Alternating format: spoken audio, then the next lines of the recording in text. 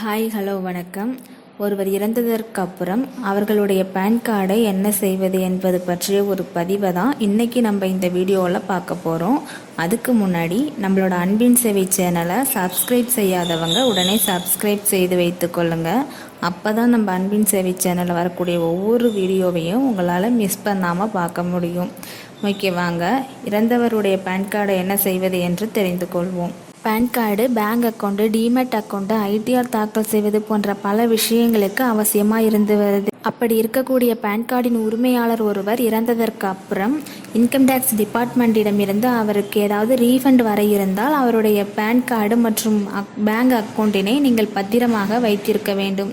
இது போன்ற எல்லா ப்ராசஸுமே முடிவடைந்ததற்கு அப்புறமா பேன் கார்டை நீங்கள் இன்கம் டேக்ஸ் டிபார்ட்மெண்ட்டிடமே ஒப்படைக்கலாம்.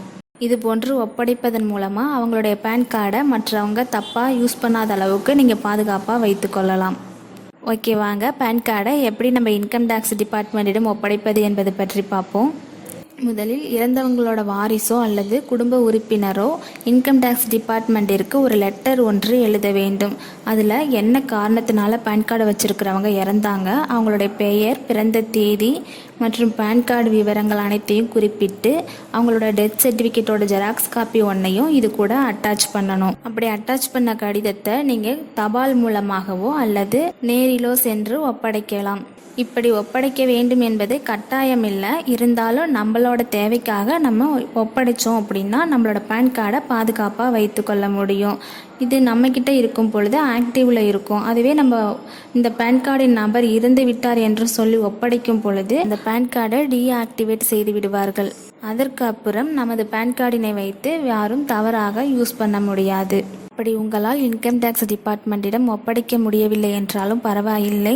நீங்களே அவர்களுடைய பேன் கார்டை மற்றவர்கள் பார்வைக்கு போகாதபடி பத்திரமாக வைத்து கொள்ளுங்கள். இந்த வீடியோ உங்களுக்கு பிடிச்சிருந்துச்சு அப்படின்னா ஒரு லைக் பண்ணுங்கள். அப்படியே நம்ம சேனலை தொடர்ந்து ஃபாலோ பண்ணுங்கள்.